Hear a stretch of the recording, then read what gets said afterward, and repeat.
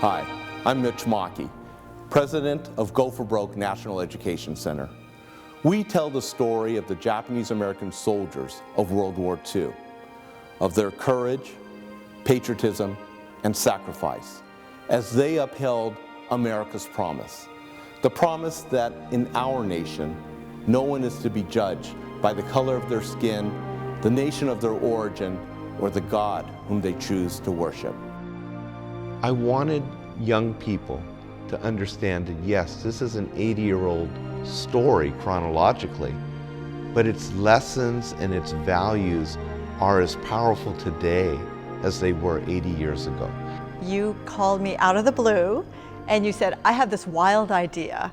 We should do a journalism institute and share the story of the Nisei soldiers with new generations and new communities. That's when I suggested, let's have Go for Broke partner with the Asian American Journalists Association, and we will provide the journalism professionals from ABC and the New York Times and the LA Times and all these other first-rate media organizations. I said, all the things I'm going to share with you today on how to write a story. It's the stuff I do.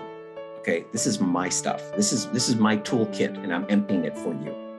And these students are rock stars. They are so amazing. You know, they are so humble, but they're so high performing. They're so intelligent. They're so creative. And you know, most of them, even though they are so low income, 92% go to college. I come from El Salvador. I was born there. I'm an immigrant. I came from Bangladesh. My mom is Filipino. I'm Filipino American. I was born here in LA. My parents are both from Mexico, and I'm Mexican American. I'm a Korean American, second generation, and also first generation to go to college. My dad did grow up in poverty, so a lot of the times he had to steal some fruits from the neighbors, and it makes me feel fortunate of everything that I have. Being able to be considered American, the possibilities are endless. So when I first heard about the Go for Broke Journalism Institute, I was like, this is the place for me. Recently, I've only figured out something about my grandparents being part of like the revolution in the Philippines, and that completely shocked me because my mom said it so nonchalantly. So I was like, oh my God, like history is so interesting. I want to learn more. Uncle Sam clipping the wings of any fifth column threat. A Jap caravan heads for the government's war relocation project in the Owens Valley. Which was just a quick sentence, oh, they were discriminated against during World War II. And that was all I knew. So I was just like, it's an opportunity that I can take to learn more about the Japanese Americans and journalism in general. I wanted to learn more about the other perspectives. Personal stories about people, and I really believe that interpersonal relationships can create a lot of peace within our world. In history books, it's like, oh, like this many number of people were held in this camp or in this camp. But now I know like the names of these people, that they had families, you know, that they all had to suffer through this and they all had to overcome this, and in different ways they were able to fight this. We almost teared up hearing all that because they don't explain that in history. These are really things that you should learn about because you can't really forget what happened. It's just like heartbreaking. Nobody should ever go through that. I started focusing not on what the US government did, but the bravery of these men and their story and how historic that was, and that we should honor and value these stories. I learned about the things that they went on to be. I was like, if you guys can fight against all of this adversity and still, go on to be something great, then maybe I can too. My entire Go for Broke final project is about the Yakune brothers and their time in the MIS, the way that they faced adversity, prejudice, and hatred to prove society wrong and demonstrate that they are not who they were always perceived to be. Even though the sentiment was against volunteering, we felt that we had to do it by action. To me, it was just an American story of immigrants everywhere, of us working twice as hard. It was a story of being able to redeem yourself. I focused on Executive Order 9066, and I just told how it affected Japanese Americans through Haruko Sugi Hart.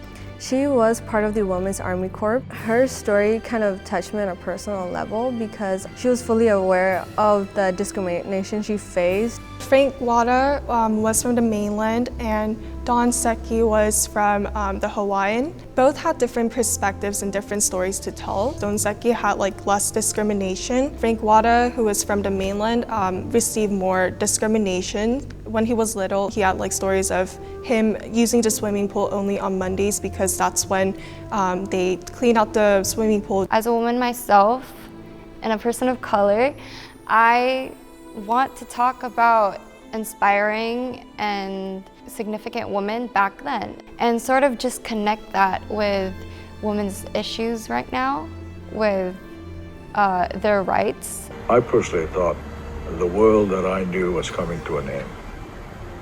And it did. I have Daniel Inouye, who was part of the battalion unit, and he had lost his right arm during battle, right? But what inspired me of his story was he didn't stop. He wasn't like, okay, like I've done enough.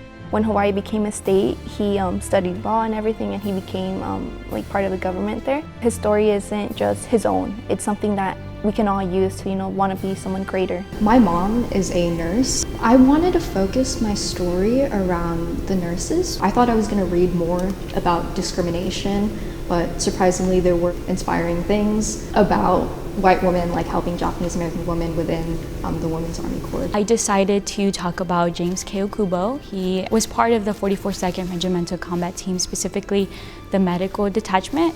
I felt his story wasn't talked about as much. There was this misunderstanding that they just stayed on the sidelines. But as I was reading, I realized that wasn't the case. There was this brotherhood within the Japanese Americans. The medics would put themselves in peril in order to save one of their brothers. It seems clear to me that from a journalistic perspective, this was a home run. What does this mean to you as a Japanese American?